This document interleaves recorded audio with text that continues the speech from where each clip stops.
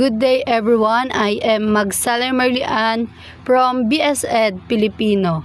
We talking about the importance and definition of mathematics.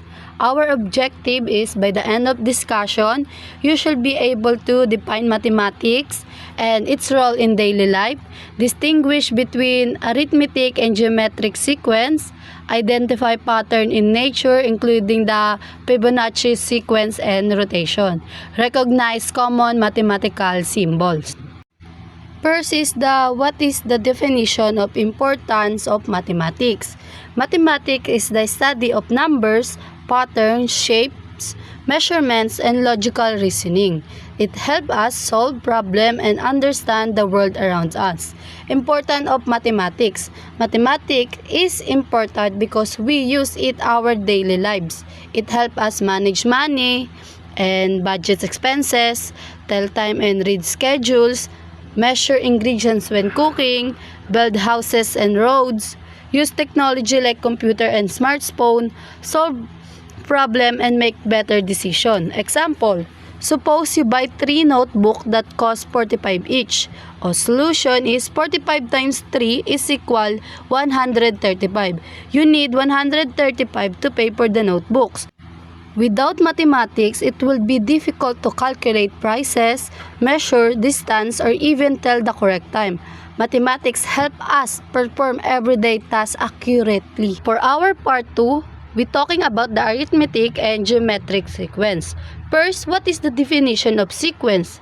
A sequence is an ordered list of numbers that follows a specific rule of pattern. Next, what is the definition of arithmetic sequence?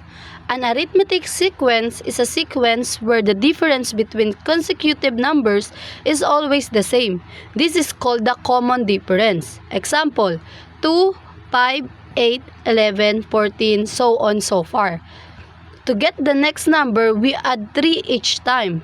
2 plus 3 equal 5, 5 plus 3 equal 8, 8 plus 3 equal 11. The common difference is plus 3. Next, what is the definition of geometric sequence? A geometric sequence is a sequence where each number is multiplied or divided by the same number. This is called the common ratio. Example, 3, 6, 12, 24, 48, and so on so far. Each number is multiplied by 2. 3 times 2 equals 6. 6 times 2 equal 12. 12 times 2 equal 24. The common ratio is 2. What is the difference of arithmetic and geometric sequence? When we talk about arithmetic sequence, it talks about the addition or subtraction. When geometric, it talks about multiplication or division. Next, we talk about the patterns in nature. What is the definition of patterns in nature? Patterns in nature are repeated shapes, arrangements, or designs found in plants, animals, and natural objects. Examples, honeycomb. Bees build honeycombs using hexagon.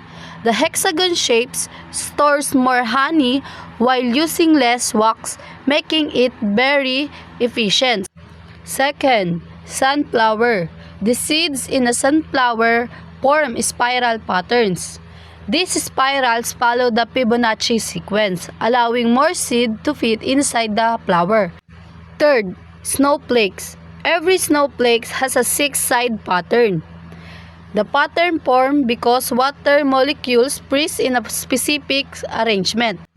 Pattern in nature show that mathematics exists everywhere around us.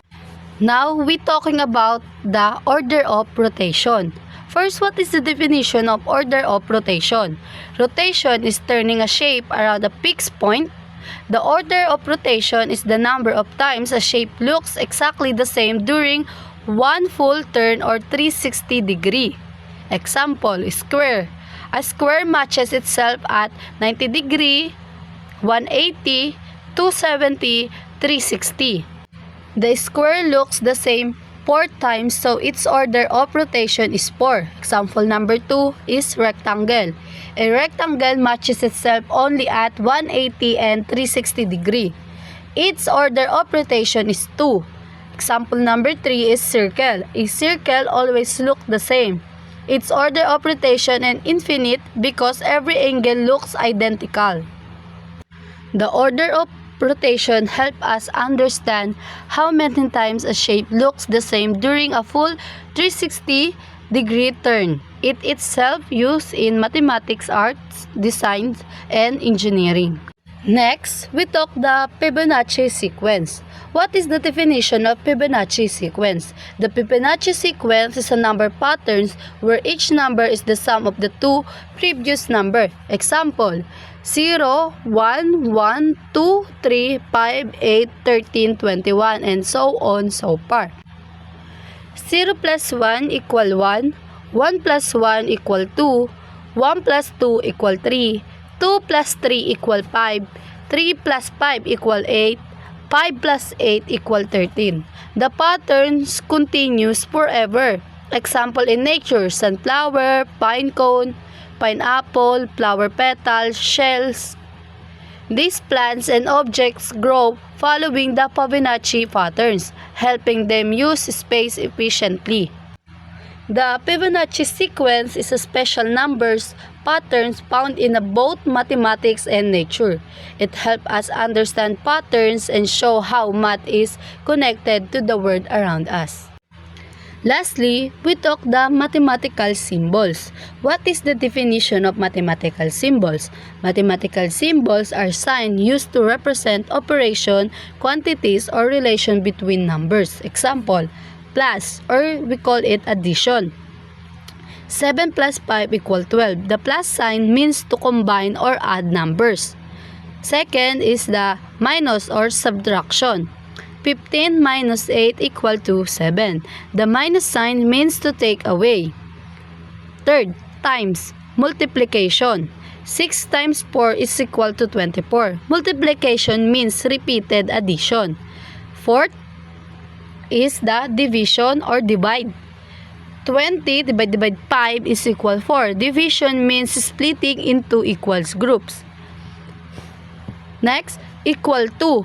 8 plus 2 equal 10. The equal sign show that both sides have the same value. Next, greater than. 9 greater 6. 9 is a greater than 6. Less than. 4 less than 7. 4 is less than 7. Square root. 25 square root of 5. 5 multiplied by itself equals 25. Pi 3.14. Pi is used to calculate the circumference and area of circles. Mathematical symbols make it equation easier to read and understand. They are used in mathematics, science, engineering, technology, and everyday calculations. Always remember, mathematics is an important part of our daily lives. It helps us solve problems, recognize patterns, understand shape and numbers, and communicate mathematical ideas using symbols. Topics such as arithmetic and geometric sequence, pattern in nature, order of rotation, Fibonacci sequence, and mathematical symbols showed that mathematics is not only used in the classroom but also in nature, science, technology, and everyday activities.